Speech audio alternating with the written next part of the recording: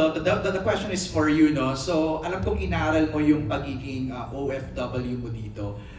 Meron ka bang kinausap na seaman or a case study na inaral mo para lang maramdaman mo talaga yung struggle ng isang taong mapapalayo sa pamilya?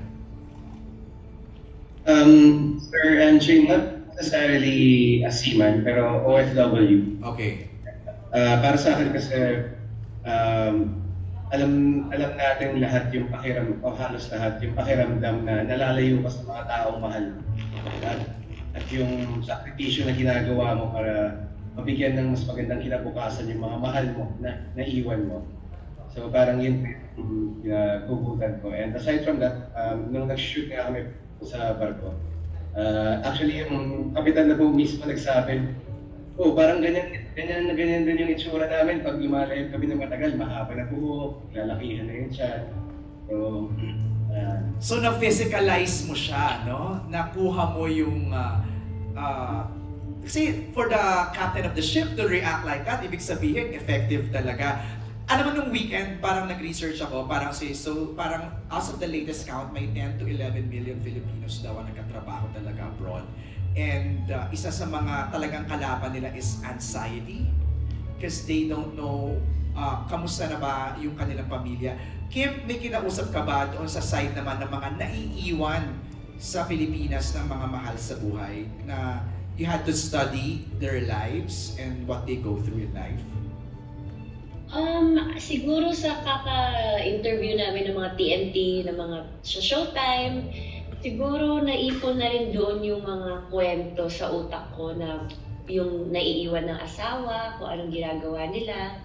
And meron din ako mga friends na yung asawa nila nagtatrabaho sa ibang bansa. And wala pa naman ako nakakausap na nangaliwa habang yung asawa niya ay nag-OFW. So, personal research na lang.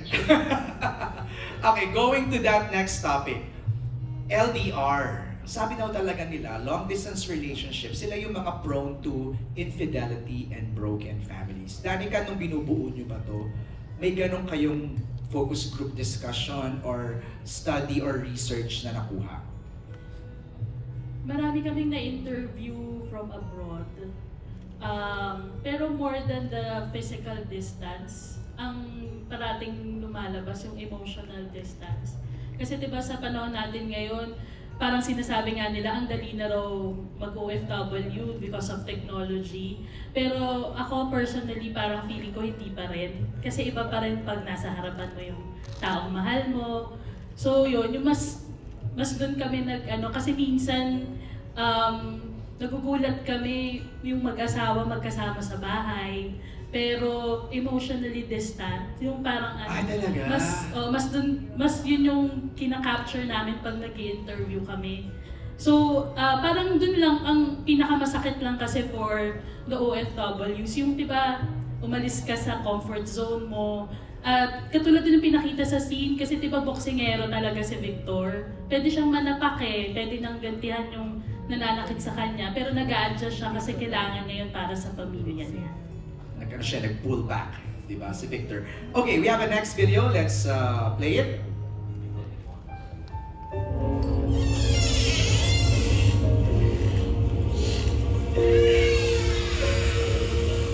Yan na.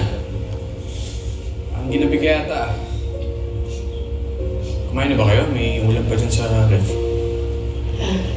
Sige, salamat. Dali.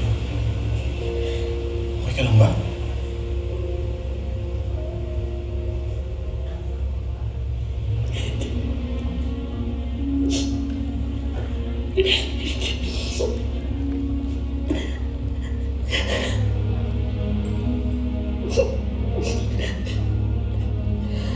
Okay lang yan.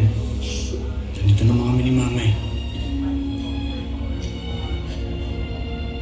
Salamat.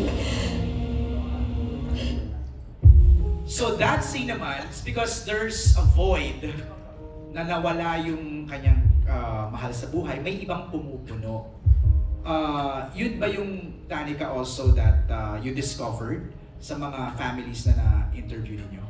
Yun talaga, yung pag emotionally vulnerable yung tao. Tapos may automatic na available. Kahit sino yon o kahit... Totoo ba yan? Ano siya kasi parang may emptiness ka na. May mga cases kami na anuhan na parang very, diba, ang cases ng pangangaliwa sa call center. So, nanggagaling kasi yun sa, as basic as pag nag-graveyard shift ka, syempre yung mga gabing hindi mo kasama yung asawa mo, tapos nag-away kayo, nagkakaroon siya ng opening tapos may makakausap ka na katrabaho, as basic as that Hindi na LDR yun, Hindi na LDR yun, pero yung may opening. So, Right. yun, kaya pag emotionally vulnerable talaga ang tao, you need to be aware na hindi ako okay. Kasi anything na mahawakan mo na magpupuno yung emptiness na meron ka, kahit mali, kakapitan mo talaga. Kakapitan mo. Pao, Kim, kayo ba? Are you okay sa LDR? Setup? Well, given the chance, sana hindi. Pero kung wala talaga choice, try to make it work. Try to make it. Kim? Ako, depende naman kung gaano mo kamahal yung isang tao. Kung willing kang maghintay, kung willing ka. Pero, least na yun sa pwede kong tanggapin. Pero syempre, masarap pa rin pag nandyan siya, kayakap mo, mahawakan mo. Nandyan sa tabi mo. Pero mahirap kasi pag sobrang layo. Depende na lang kung gaano nyo kamahal ang isa't isa. Hindi ko pa naman na-experience. Alright. Okay, we have another video na ipapanood sa kanila. Panoorin natin.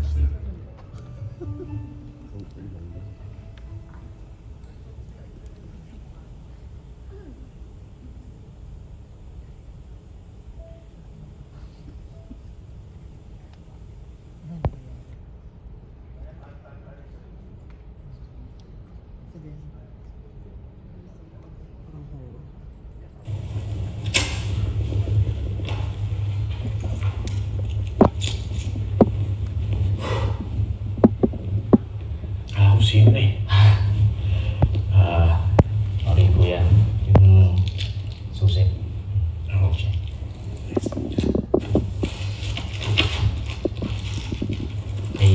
Kailan pa kayo?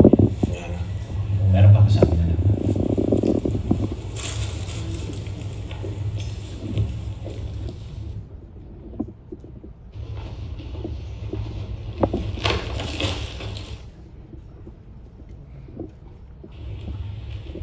Sigurado ka ba talaga dyan kay Mateo? Nakiutang na loob sa akin nun. Hindi magsasalita. Ano yan? Solar system. Di ba kailangan ni Abby? Ayun. Okay. I think this scene talks about yung mga enablers, yung mga konsentidor sa ginagawang kalokohan ng mga kaibigan. What are your insights on that, Race? Do you consider them accomplices? Yeah, it's hard to argue na if ikaw mismo alam mo mali yung ginagawa. Pero